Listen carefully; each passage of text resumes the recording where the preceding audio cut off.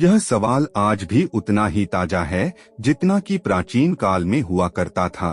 ईश्वर के होने या नहीं होने की बहस भी प्राचीन काल से चली आ रही है। अनिश्वरवादी मानते आए हैं कि यह ब्रह्मांड स्वतः स्फूर्त है, लेकिन ईश्वरवादी तो इसे ईश्वर की रचना मानते हैं। अधिकतर लोग धर्म ग्रंथों में जो लिखा है उसे बगैर विचारे पत्थर की लकीर की तरह मानते हैं और कट्टरता की हद तक मानते हैं। वेद, पुराण, जिंद, अवेस्ता, तनख, बाइबल, कुरान और गुरु ग्रंथ आदि सभी धर्म ग्रंथ ब्रह्मांड को ईश्वरकृत मानते हैं, लेकिन दर्शन और विज्ञान अभी भी इसके बारे में बहस और शोध करते रहते हैं।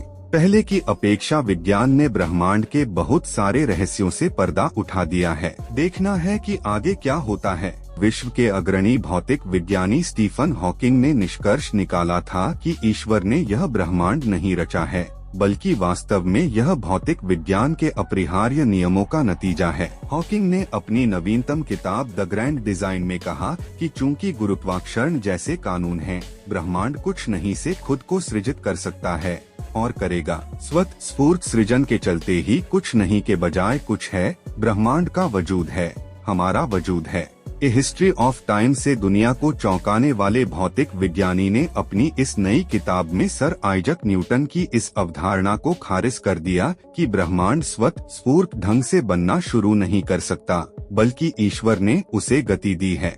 डेली टेलीग्राफ की एक रिपोर्ट के अनुसार हॉकिंग ने कहा कि ब्लू टच पेपर को रोशन करने और ब्रह्मांड के आगाज के लिए ईश्वर का आह्वान करना जरूरी नहीं है। उल्लेखनीय है कि 1968 की अपनी किताब ए हिस्ट्री ऑफ टाइम में हॉकिंग ने ब्रह्मांड के सृजन में ईश्वर की भूमिका खारिज नहीं की थी। 2002 में हुए एक शोध अनुसार हबल अंतरिक्ष दूरबीन ने हमारी आकाशगंगा के प्राचीनतम तारों का पता लगाया है, जिसके आधार पर ब्रह्मांड की उम्र 13 से 14 अरब वर्ष के बीच आंकी गई है। वैज्ञानिकों ने आकाशगंगा के अत्यंत छोटे और बुझते तारों को 7000 प्रकाश वर्ष दूर क्षय होते तारों के एक झुंड में खोजा। इन बुझते तारों के मौजूदा तापमान के आधार पर वैज्ञानिकों ने हिसाब लगाया कि अधिकतम 13 अरब वर्ष पहले इनका जन्म हुआ होगा।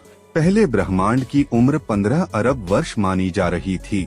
इस तरह पहली ब्रह्मांड की उम्र का आधार तारों के ठंडे होने की रफ्तार को बनाया गया है।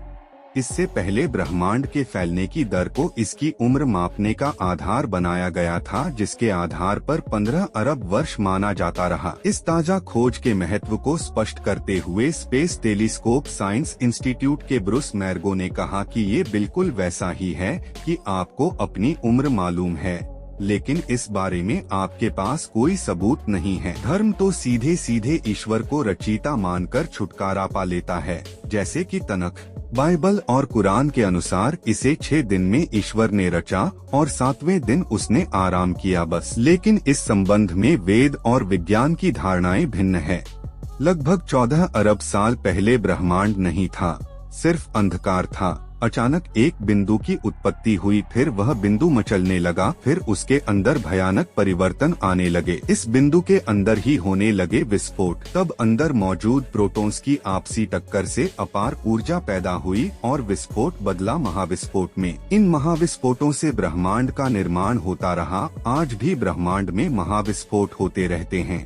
इस तरह ब्रह्मांड लगातार फैल रहा है। बस यही बिग बैंग थ्योरी है, जो कुछ हद तक सही भी हो सकती है। अब प्रश्न यह है कि क्या सच में ही ऐसा हुआ?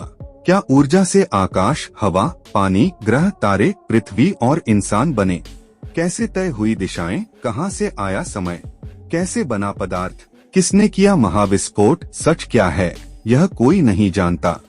शिव पुराण मानता है कि नाद और बिंदु के मिलन से ब्रह्मांड की उत्पत्ति हुई। विस्फोट के फलस्वरूप अनेक पिंड अंतरिक्ष में बिखर गए, जो आज भी गतिशील अवस्था में हैं। इसके साथ ही समय, स्थान एवं वस्तु की व्युत्पत्ति हुई। कुछ अरब वर्ष बाद हाइड्रोजन एवं हीलियम के बादल संकुचित होकर तारों एवं आकाशगंगाओं का निर्माण करने लगे। बिग बैंग घटना के पश्चात आज से लगभग 4.5 अरब पूर्व सौरमंडल का विकास हुआ, जिससे ग्रहों तथा उपग्रहों का निर्माण हुआ। होयल ने इस परिकल्पना के विपरीत स्थिर अवस्था संकल्पना के नाम से नवीन परिकल्पना प्रस्तुत की। इसके अनुसार ब्रह्मांड का विस्तार लगातार हो रहा है, लेकिन इसका स्वरूप किसी भी समय एक ही जैसा रहा है। लेकिन वर्तमान में ब्रह्मांड के निर्माण में बिग बैंग सिद्धांत को ही सर्वाधिक मान्यता प्राप्त है। तो दोस्तों, अब आपको पता चल गया होगा कि ब्रह्मांड कैसे बना और वो कैसे लगातार गति कर रहा है। बाकी दोस्तों, अब आपको इस वीडियो के बारे में क्या कहना है, मुझे कमेंट में जरूर बताएं और वीडियो को एक लाइक जरूर करें। और हाँ, हम फिर मिलेंगे ऐसी ही मजेदार वीडियो में। तब तक के लिए जय हिंद, जय भारत।